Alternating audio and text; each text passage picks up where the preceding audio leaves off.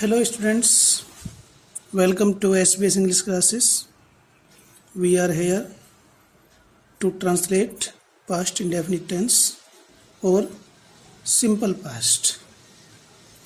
इस हम past indefinite या जिसमें भी indefinite लगा होता है जैसे present indefinite, future indefinite, past indefinite, तो ये simple के नाम से भी जाने जाते हैं. ठीक है. पहचान. हिंदी वाक्यों के अंत में ता था, ती थी, ते थे या ये ई, या था, ये थे, ई थी ऐसे भी हो सकता है. सका, सकी, सके, सकी. या करता था, या करती थी, या करते थे. था, थे, थी. सका, सके, सकी. जिन सेंटेंसेस में ये आएगा उसमें कुड प्लस फर्स्ट फॉर्म आएगा.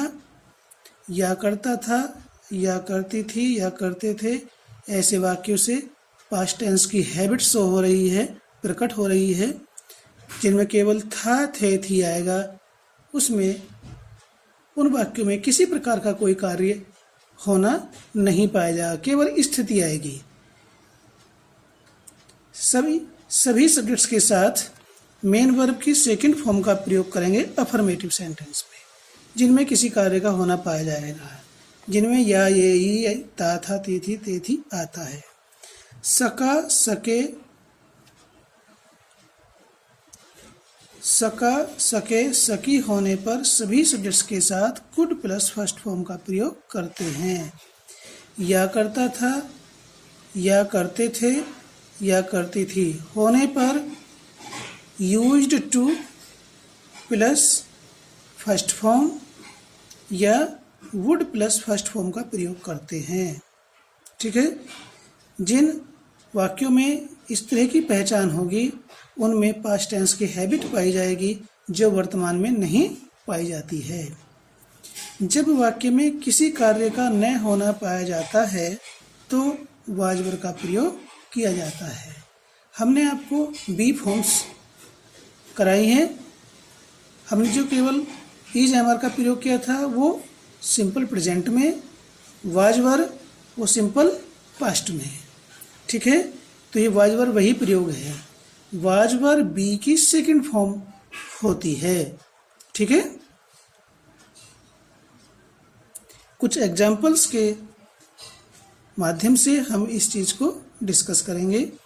तुमने हमें अंग्रेजी पढ़ाई. इसमें पढ़ाने की क्रिया हो रही है. ठीक है. अफर्मेटिव है, सेकंड फॉर्म आएगी. देखिए ता था, ती थी, अंत में ई आ रहा है. ती थी, ई. वैसे इसमें है ये तुमने हमें अंग्रेजी पढ़ाई या तुमने हमें अंग्रेजी पढ़ाई थी, एक ही बात है. पढ़ाई या पढ़ाई थी. ठीक है. थी हमने लिखा नहीं है, अनावश्यक समझा, लेकिन दोनों ही स्थिति में इसमें पढ़ाने की क्रिया हो रही है तो सेकंड फॉर्म आएगी अफर्मेटिव में सभी सब्जेक्ट्स के साथ. यू, तुमने पढ़ाई हमें अंग्रेजी. दो ऑब्जेक्ट हैं, ये इनडायरेक्ट है, ये डायरेक्ट है. तुमने पढ़ाई, पढ़ाने के टीच आता है, टीच की सेकंड फॉर्म टॉट. वर्ब को भी याद करना पड़ेगा. हमने पहले ही आपको मोटिवेशनल स्पीच में जो फर्स्ट वीडियो है उसमें बताया था आपको कि वोकैबुलरी आपको इतनी करनी पड़ेगी जो आपकी आवश्यकता को फुलफिल कर सके. तुमने पढ़ाई हमें अंग्रेजी.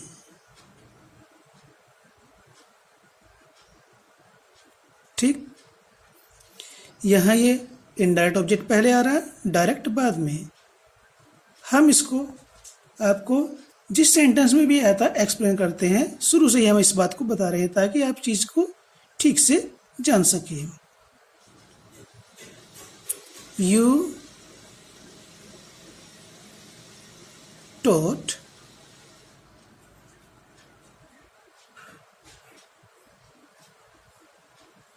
English,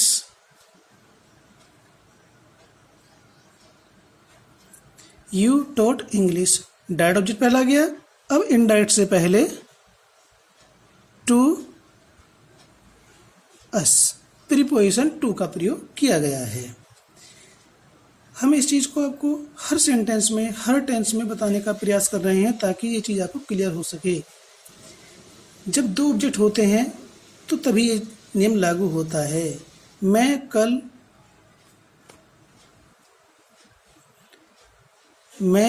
कल स्कूल जा सका। अभी देखिए इसमें सका आ रहा है। देखिए अगर हमने कोई चीज़ दी आपको ऐसे ही आ जाए तो ऐसे तो नहीं आने की, भाई मुझे भी नहीं आ सकती है, किसी को नहीं आ सकती है। ये पहचान और पहचान के अनुसार कार्य करना तो सबके लिए आवश्यक है, चाहे कोई होशियार हो या कम होशियार हो। तो सका, मैं सका जा स्कूल कल। तो सका के लिए हमने आपको ऊपर रूल में बता ही दिया है, आई कुड। ये कैन का पास्ट है, कैन का पास्ट है ये कुड।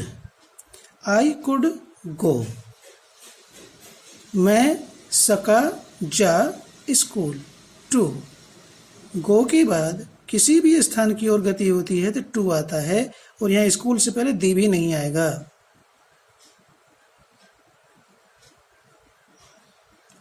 कल, ये बीता हुआ कल है, यस्टरडे आएगा।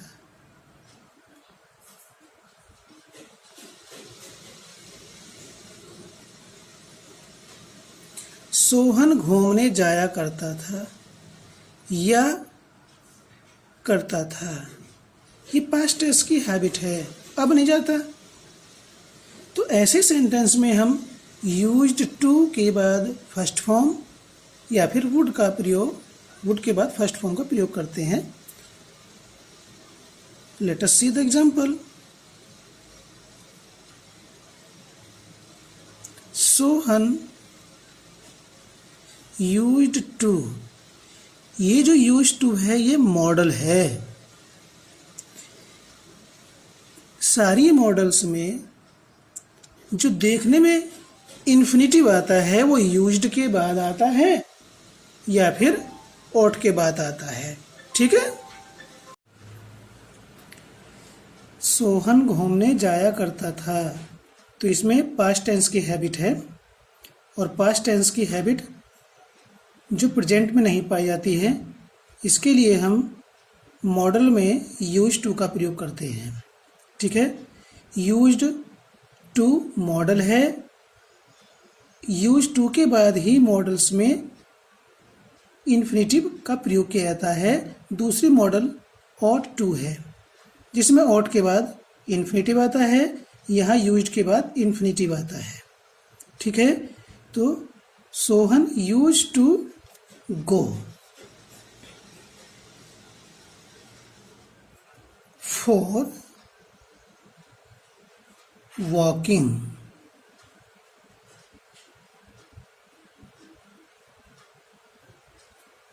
घूमने, ये हमने जीरण का प्रयोग किया है। मेन वर्ब की फर्स्ट फॉर्म में आईएनजी जोड़ करके जीरण बनता है, और इसका अर्थ नानेनी से निकलता है, घूमने। यहाँ ये जीरण इस प्रीपोजिशन के ऑब्जेक्ट के रूप में रखा हुआ है।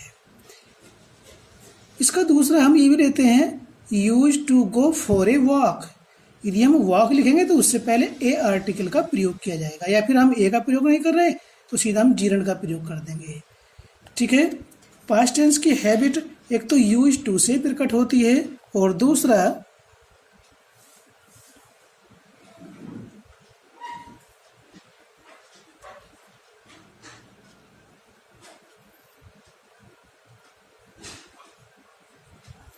विल का पास्ट वुड होता है, ठीक है। ये भी मॉडल होती है। अब यूज्ड जब प्रयोग करेंगे तो इसके बाद इन्फिनिटिव का प्रयोग होगा, और वुड का प्रयोग भी पास्ट टेंस की हैबिट को शो करने के लिए किया जाता है। इसके बाद टू नहीं, केवल फर्स्ट फॉर्म ही आएगी। सोहन वुड गो फॉर ए, यदि हम वॉक लिखेंगे तो आर्टिकल ए का भी प्रयोग करना पड़ेगा। ठीक है, या तो हम फॉर के बाद वॉकिंग का प्रयोग करें या फिर ए वॉक का प्रयोग करेंगे। ठीक है, ना ये गलत है और ना ये गलत, दोनों ही प्रयोग सही हैं अपने अपने स्थान पर। ठीक है, तो पास्ट टेंस की हैबिट के लिए हमें ये जानकारी हो जाती है यूज टू का प्रयोग करें या फिर वुड का। ठीक है, इस प्रकार से हम इन सेंटेंसेस को बनाएंगे। सेंटेंस नंबर 4, उसकी माता कल बहुत खुश थी। अब देखिए सेंटेंस, हमने जो 1 से 3 तक एग्जाम्पल आपको एक्सप्लेन किए उनमें कार्य का होना पाया जा रहा था। उसकी माता कल बहुत खुश थी, इसमें किसी प्रकार के कार्य की होने की जानकारी नहीं हो रही है। थी, किसी चीज़ का केवल होना पाया जा रहा है पास्ट टेंस में या पाया गया, तो यहाँ पर बी फॉर्म प्रयोग होगी। बी की प्रेजेंट में होती है इज एम आर, लेकिन ये पास्ट है, पास्ट में होती है फॉर्म वाज वर, तो इसमें वाज वर का प्रयोग होगा। उसकी माता थी बहुत खुश कल। His her mother was very happy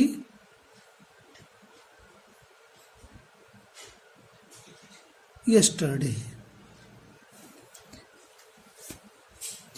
तो बी की जो सेकंड फॉर्म होती है वो वाज और वर होती है।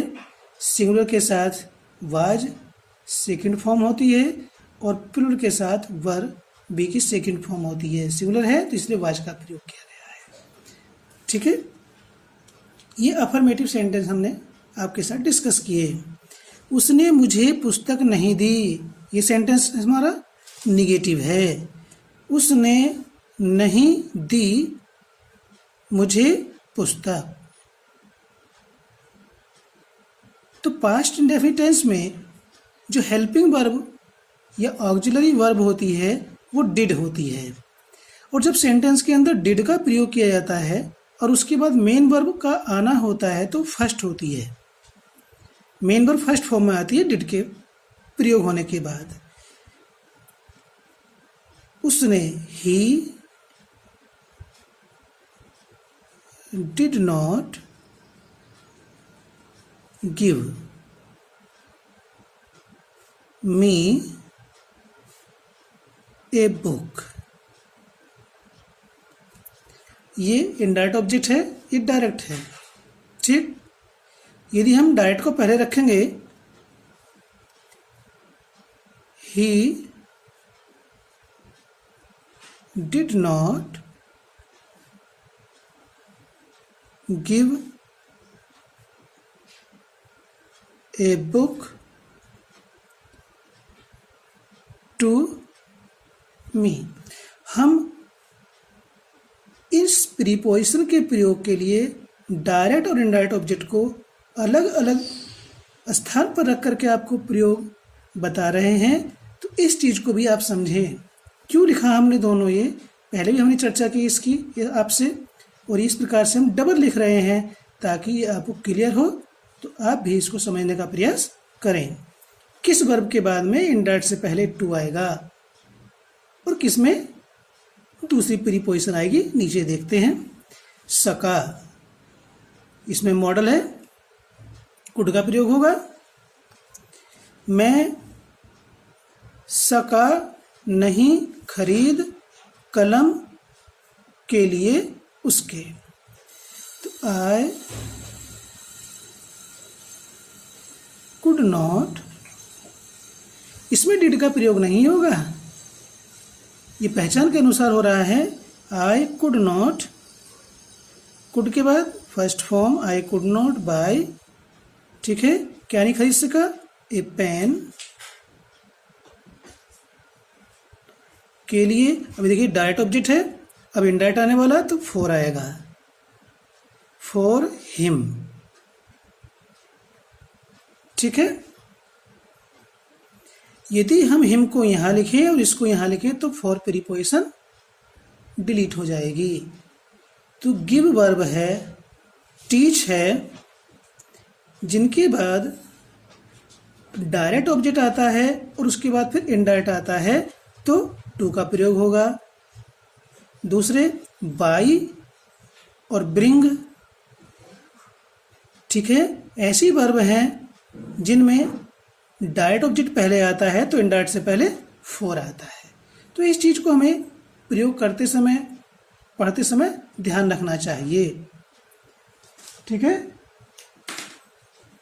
हम इसको और में लिख रहे हैं, I could not buy him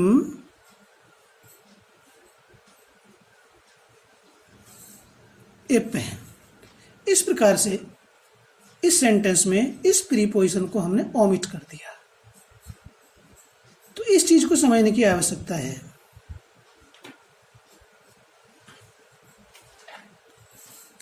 रश्मि पिछले वर्ष मंदिर नहीं जाया करती थी, या करती थी, केवल थी को नहीं देखेंगे, इससे पहले भी आ रहा जाया। यदि होता ये इसमें हैबिट ना होती तो होता मंदिर नहीं जाती थी, तो डिड नॉट गो आया था, लेकिन जाया करती थी हैबिट को शो कर रहा है। तो रश्मि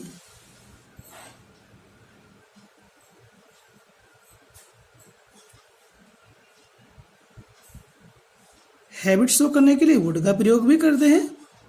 would not go to temple.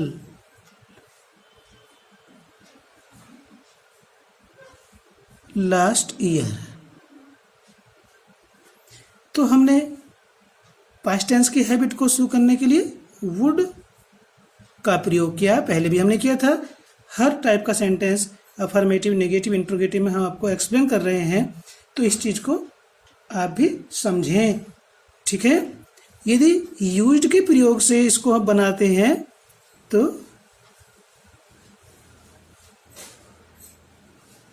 Rashmi used. देखिए, इसको हम डिड नॉट यूज का प्रयोग नहीं करेंगे क्योंकि मॉडल है। मॉडल में ऐसा नहीं होता है। इसमें जो इन्फिनिटी बन रहा है, यूज्ड के बाद में नॉट आएगा। नॉट टू गो, ये नेगेटिव इन्फिनिटी बनता है जो इन्फिनिटिव से पहले प्रयोग होगा। इसको डिड नॉट यूज नहीं लिखेंगे। ठीक है, क्योंकि ये वैसे यूज की सेकंड फॉर्म है, लेकिन यह मॉडल के रूप में प्रयोग है, तो इसको did not use to go नहीं होगा। और हमने डिड नॉट यूज का प्रयोग कर दिया तो फिर ये मॉडल नहीं रही, ये मेन वर्ब बन गई। ये मेन वर्ब नहीं है, मॉडल है, इसलिए यूज के बाद नॉट और इन्फिनिटिव से पहले आएगा। Go to temple. यहाँ दी का प्रयोग क्यों नहीं हुआ? क्योंकि टेम्पल यहाँ पूजा करने के लिए प्रयोग हो रहा है और टेम्पल में पूजा ही होती है, तो इसलिए आर्टिकल दी का प्रयोग नहीं होगा। अगर हम पूजा करने के किसी दूसरे उद्देश्य से जा रहे हैं तो दी का प्रयोग हो जाएगा। केवल हम उसके पास जा रहे हैं घूमने के लिए तो दी का प्रयोग होगा, लेकिन पूजा के उद्देश्य से जा रहे हैं तो फिर यहाँ दी का प्रयोग नहीं होगा। लास्ट ईयर, इस प्रकार से हम इनको बनाएंगे।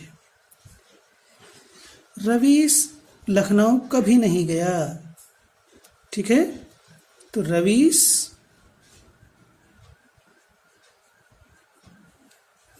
कभी नहीं आ रहा है तो नेवर का प्रयोग करेंगे और उसके बाद सेकंड फॉर्म आएगी नेवर वेंट। देखिए, गो की फॉर्म आ रही है तो टू आएगा किसी भी दिशा में जाने के लिए। टू लखनऊ। डिड नॉट, ध्यान देंगे, रवीश, मैं नीचे को बता रहा हूं आपको लिख करके,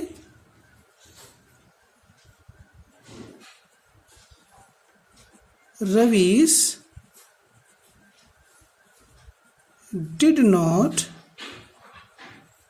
ever go to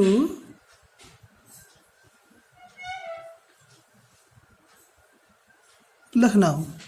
ये did not ever ऐसे प्रयोग नहीं होता है, ठीक है। ये नॉट प्लस एवर को नेवर किया और डिड हटा करके ये गो सेकंड फॉर्म में आ गया, तो इस प्रकार से ट्रांसलेशन नहीं किया जाता है। ये मेथड रॉन्ग है। तो इसलिए नेवर के बाद पास्ट इंडेफिनिट टेंस की बात चल रही है, सेकंड फॉर्म का प्रयोग होगा, ठीक है। इस चीज को ध्यान देंगे। सुकरात कायर नहीं था या न था, तो इसे बी फॉर्म है क्योंकि इसमें किसी कार्य का होना ही नहीं पा रहा, नॉन एक्शन है, केवल स्थिति का पता चल रहा है। तो बी की सेकंड फॉर्म वाजवर होती है, तो हम तो सेकंड फॉर्म का प्रयोग कर रहे हैं, बस अंतर इतना है कि इसमें कार्य का होना नहीं है। तो सोक्रेटिस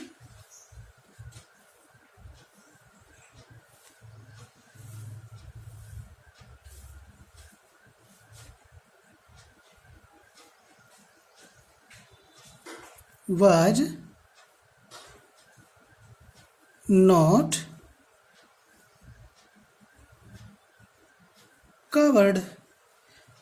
अब देखिए इसमें नहीं हम समझ रहे हैं तो नॉट का प्रयोग कर दिया, यदि न है तो हम इस सेकंड फॉर्म के बाद बी की, ठीक है, ये बी फॉर्म है, नो का प्रयोग भी कर सकते हैं,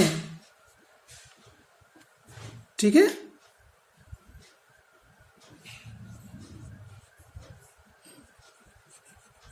Socrates was no coward। ये भी सही है और ये भी सही है, ठीक है। नेक्स्ट अब आते हैं इंटेरोगेटिव, वे सेंटेंस जिनके शुरू में क्या आता है। हम स्टार्टिंग से ही बताते चले आ रहे हैं कि सेंटेंस जिस टेंस में होगा उस टेंस की हेल्पिंग वर्ब को शुरू में रखा जाएगा। कब? जब सेंटेंस के शुरू में क्या आएगा। इसके लिए व्हाट का प्रयोग नहीं करेंगे। इस टेंस के अंतर्गत जिसमें हम ये सेंटेंस बना रहे हैं, हेल्पिंग वर्ब डिड आती है। डिड को हम सब्जेक्ट चाहे एक वचन हो या बहुवचन, शुरू में डिड आएगा। अब डिड आने के बाद आगे फर्स्ट फॉर्म का प्रयोग किया जाएगा। Did the servant,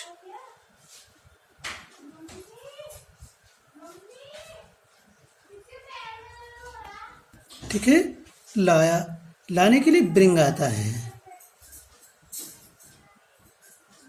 अब सेकंड फॉर्म नहीं फर्स्ट फॉर्म आएगी। Did the servant bring water for him. अभी ऊपर हमने बाई का प्रयोग किया था, यहाँ ब्रिंग है। जब ऊपर ब्रिंग बाई के बाद में डायरेक्ट ऑब्जेक्ट आया तो फॉर का प्रयोग किया था, यहाँ ब्रिंग है और डायरेक्ट ऑब्जेक्ट पहले आया तो इनडायरेक्ट से पहले फॉर आया। यदि हम हिम को यहाँ लिखें और वाटर को बाद में, तो फिर ये प्रीपोजिशन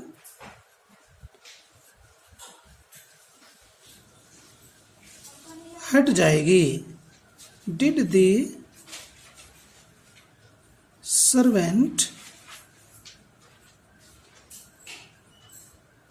ब्रिंग हिम वाटर। तो किस वर्ब के बाद में कौन सी प्रीपोजिशन प्रयोग करेंगे हम इनडायरेक्ट ऑब्जेक्ट से पहले, इस चीज को भी आप ध्यान देंगे। हम बार बार इस चीज को एक्सप्लेन करने से चूक नहीं रहे हैं, तो आप भी इस चीज का ध्यान रखें।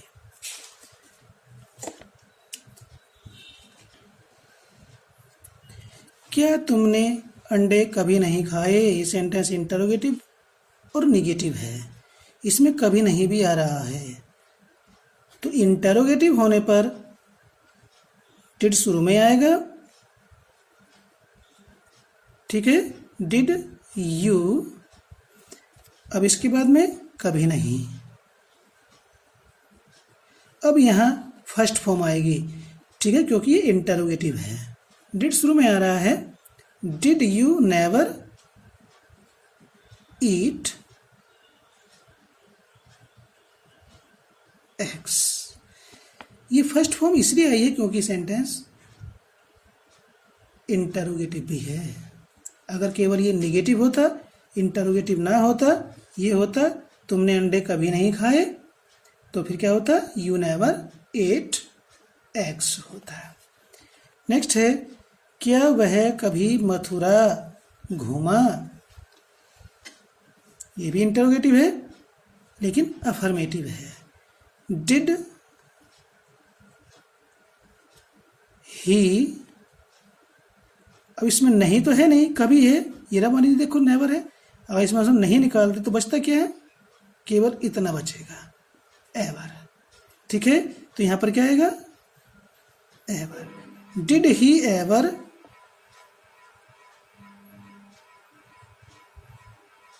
Visit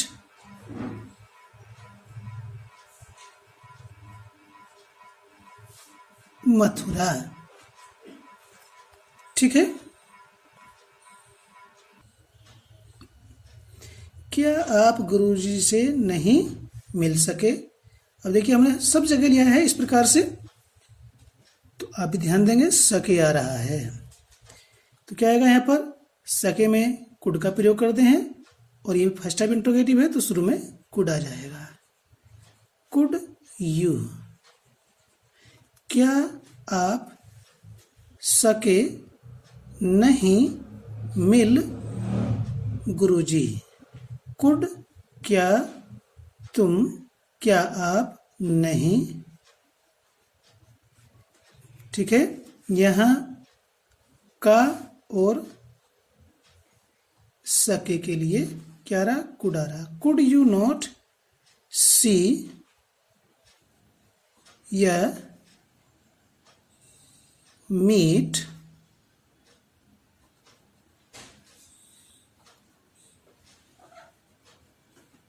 the teacher.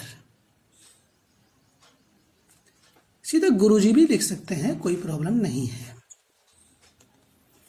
क्या सोहन क्रिकेट खेला करता था। अब देखिए पास्ट टेंस की हैबिट में भी फर्स्ट टाइप इंटरोगेटिव है, वुड का प्रयोग करते हैं। Would Sohan play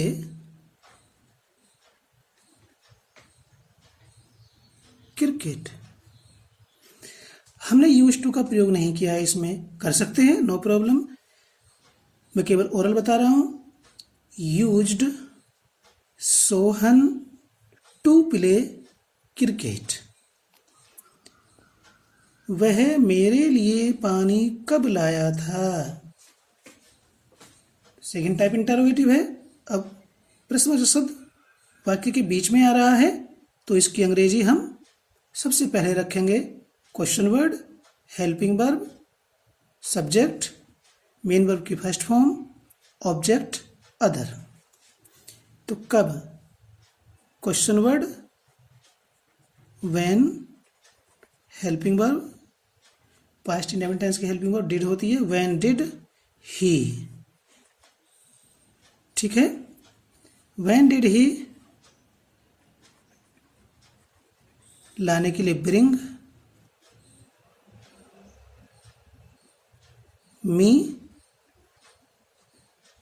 water, question mark. ये सेंटेंस हमने आपको फर्स्ट स्टेप इंटरोगेटिव में पहले भी समझाया है, ठीक है। तो इसलिए हम इसको एक तरीके से लिख रहे हैं, केवल हमने इनडायरेक्ट को पहले लिखा और डायरेक्ट को बाद में, इसे यहाँ और इसको यहाँ करके नहीं आपको लिख रहे हैं। यह कुर्सी किसने तोड़ी। किसने तोड़ी यह कुर्सी, किसने के लिए आएगा, हु। तोड़ने के लिए ब्रेक की सेकंड फॉर्म ब्रोक। यह कुर्सी दिस चेयर, क्वेश्चन मार्क।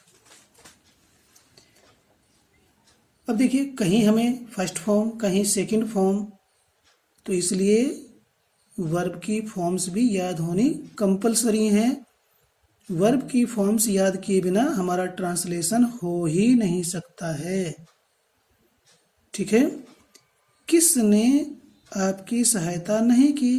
देखिए, हु है तो हु प्रश्नवाचक शब्द है, लेकिन ये सब्जेक्ट भी है, तो इसके साथ केवल second form I. Helping verb नहीं है जैसे ऊपर की तरह है, लेकिन यदि नेगेटिव हो जाता है तो हु के साथ डिड नॉट का भी प्रयोग होता है और फर्स्ट फॉर्म आती है किसने नहीं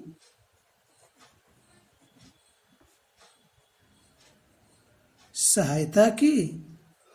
हु डिड नॉट हेल्प, किसने सहायता नहीं की आपकी, यू। हु के साथ पास्ट नेम टेंस में कब सेकंड फॉर्म आएगी और कब इसके साथ में हेल्पिंग वर्ब आएगी? जब इंटरोगेटिव अफर्मेटिव होगा तो केवल सेकंड फॉर्म आएगी हु के साथ। यदि वही इंटरोगेटिव सेंटेंस निगेटिव भी हो जाता है जैसे यहाँ पर है, तब डिड नॉट के बाद फर्स्ट फॉर्म प्रयोग होगी। रीता ने कितना पानी पिया? कितना पानी अनकाउंटेबल नाउन है, कितना के लिए आता है हाउ मच।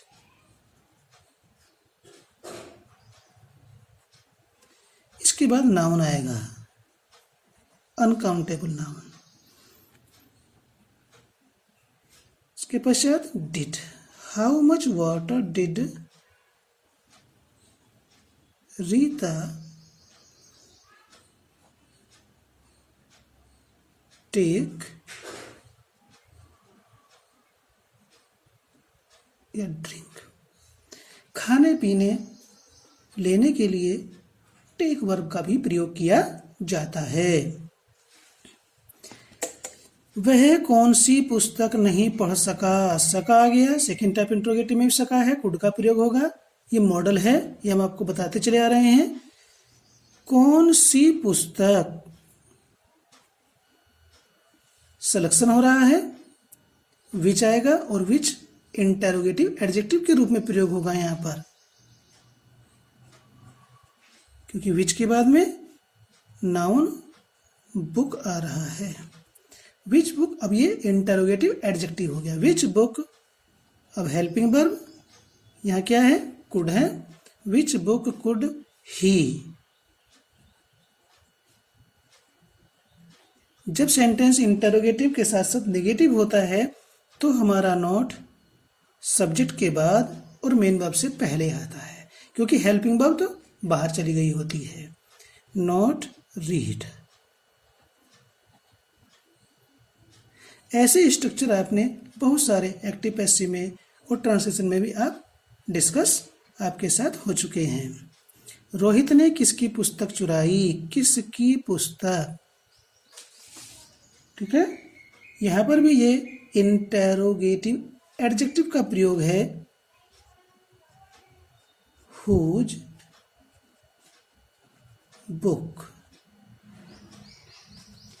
डिड रोहित चुराने के लिए सेंटेंस इंटरोगेटिव है तो फर्स्ट फॉर्म आएगी।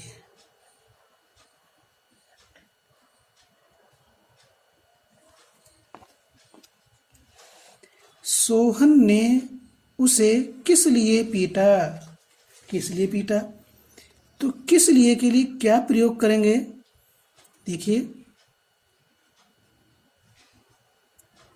What did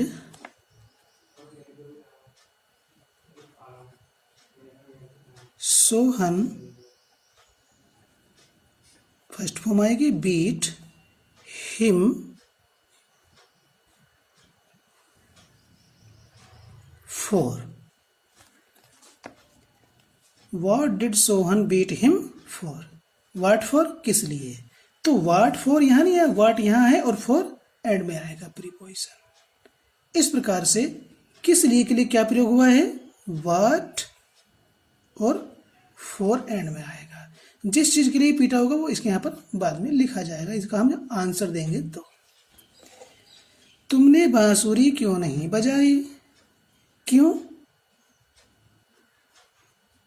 why did you not?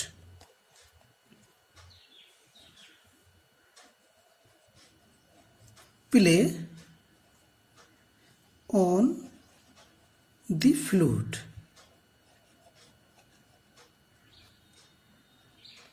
Play के बाद ऑन प्रीपोजिशन का प्रयोग किया जाएगा, ऐसा ग्रामर के नियम बताते हैं।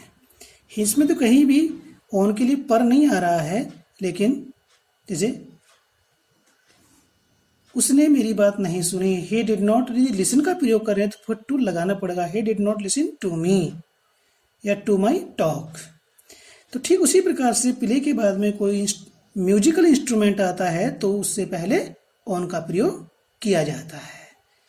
हमने क्या बोला? म्यूजिकल इंस्ट्रूमेंट आता है तो उस म्यूजिकल इंस्ट्रूमेंट से पहले और प्ले के बाद ऑन का प्रयोग किया जाता है।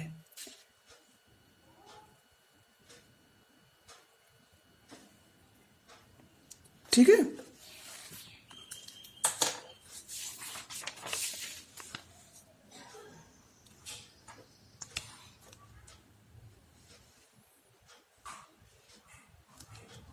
इसका लास्ट रूल है, जब सब्जेक्ट के द्वारा किसी कार्य को करने पर जोर या बल दिया जाता है तो सभी सब्जेक्ट्स के साथ डिड के बाद फर्स्ट फॉर्म का प्रयोग करते हैं।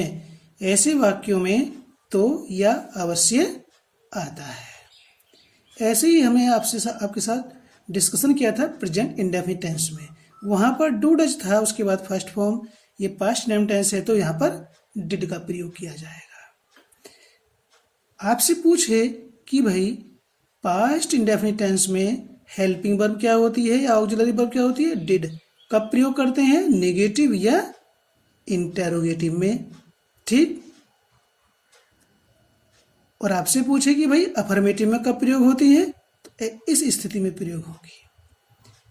आपसे पूछा जाए कि सेकंड टाइप इंटेरोगेटिव में सेकंड फॉर्म कब प्रयोग होती है? तो इसका सीधा सा आंसर है हु के साथ, जब सेंटेंस अफर्मेटिव हो। ठीक है। जैसे यह कुर्सी किसने तोड़ी? Who broke this chair. हमने आपको सेंटेंस बताया था।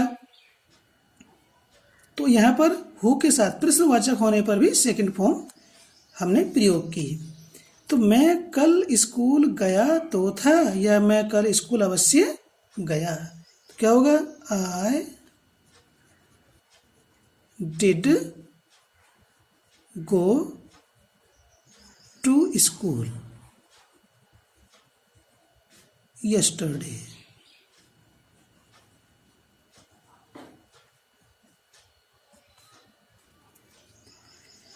उसने अपना काम पूरा किया तो था, तो he did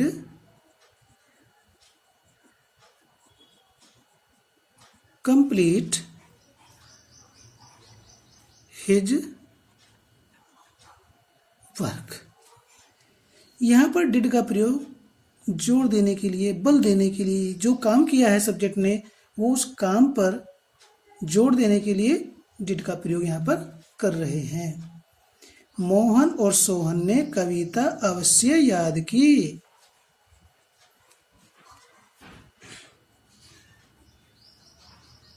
Mohan and Sohan did learn the